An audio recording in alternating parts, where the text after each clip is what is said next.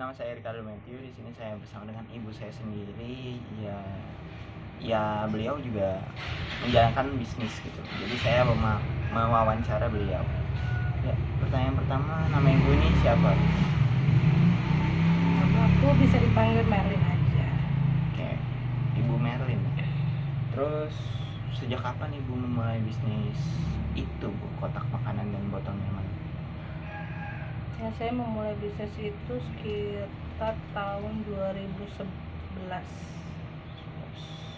Udah berapa lama tuh? 2011 paling enggak berapa lama saya ini ya? 7 tahunan deh. 7 Iya. tahun. 7 tahun. Wow. Terus motivasi apa gitu yang membuat ibu ingin melakukan bisnis tersebut? Ada dorongan-dorongan seperti apa gitu?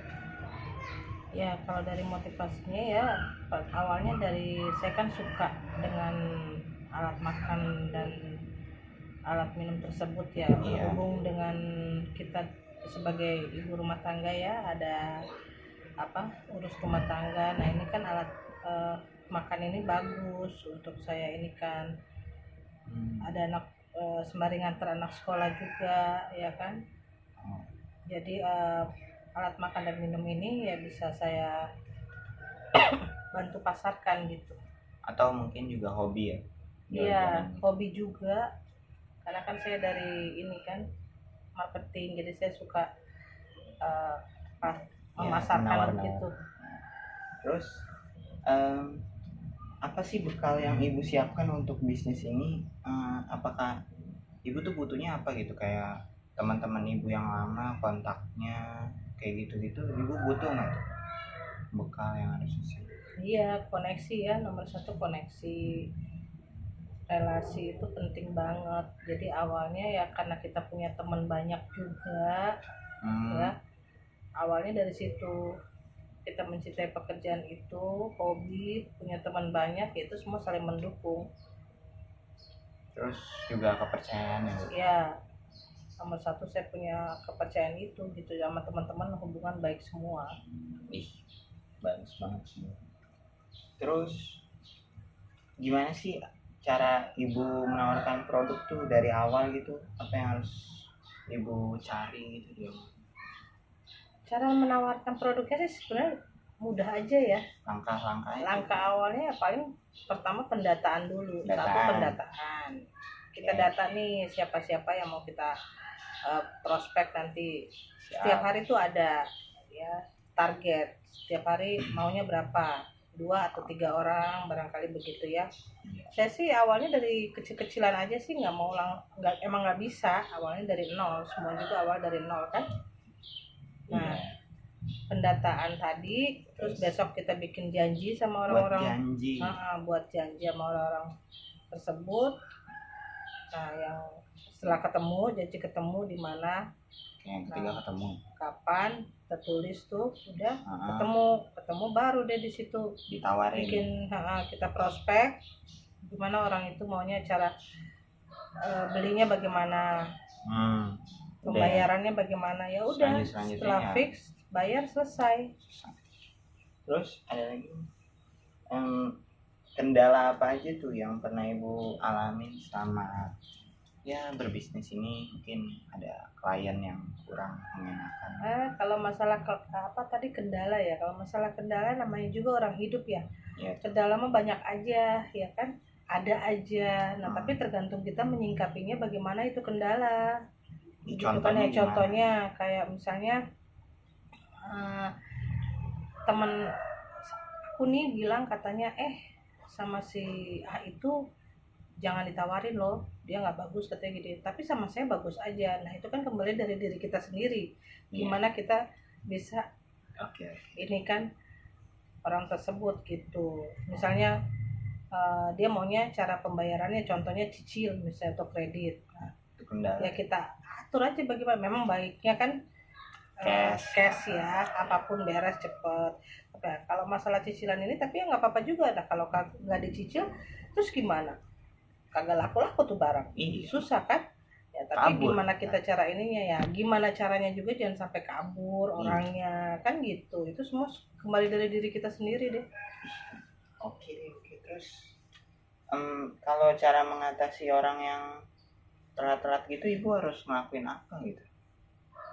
Komunikasi ya, nomor 1 komunikasi. Oh, tapi di backup enggak? Oh, kalau masalah backup ya itu kan intern kita. Karena itu barang orang. Itu saya usaha tanpa modal, itu barang orang saya inikan dulu gitu. Nah, tapi yang penting kan orang itu nggak mental jauh. Kalau misalnya orangnya pergi jauh, ya gigit jari deh. Iya, jadi nggak bawa apa-apa ya.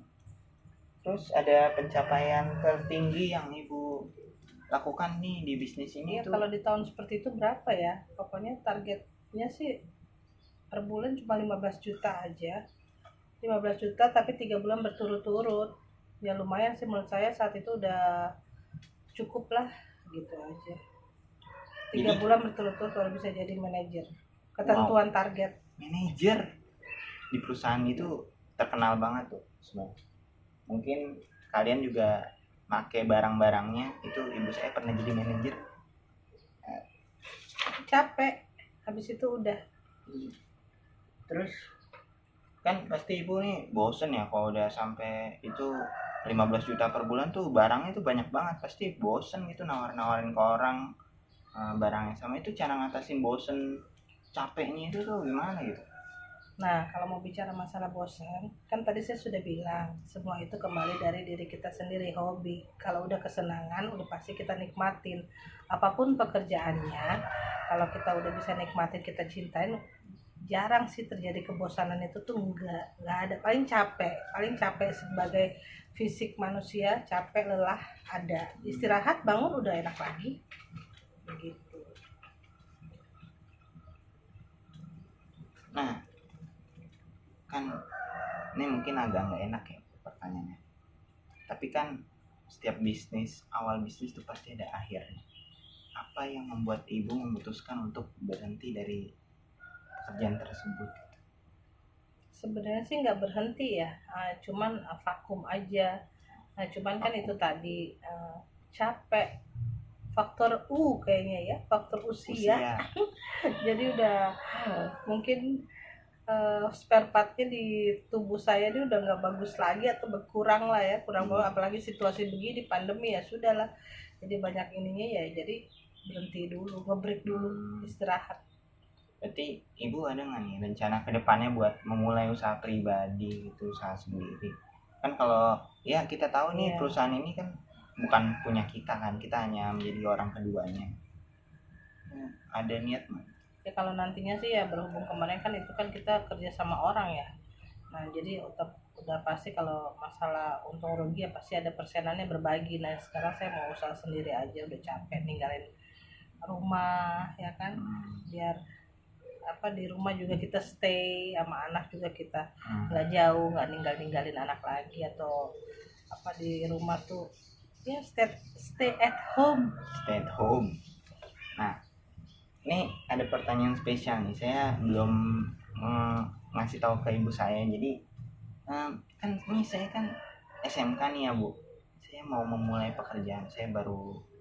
Saya mau tahu ya Bu, kalau masih nol kayak saya ini cara apa ya, menumbuh. Jadi saya terus berkembang itu dari nol ini, nggak tetap di nol aja tuh, gimana gitu Bu? Ya kalau mau bertumbuh ya kalau masalah bertumbuh ya liatin dulu aja hobi kamu tuh bagaimana. Sekarang kan contohnya dengan kejuruan sekolahmu ini, katanya kamu pilih kejuruan ini karena kamu hobi dan kamu senang. Nah udah, coba kamu jalanin dulu ya kan. Jalanin itu ada tahap-tahapnya, kelas 1, kelas 2, kelas 3 dan seterusnya. Ya udah, nanti dari situ kan kamu lihat nilai menonjol kamu di mana.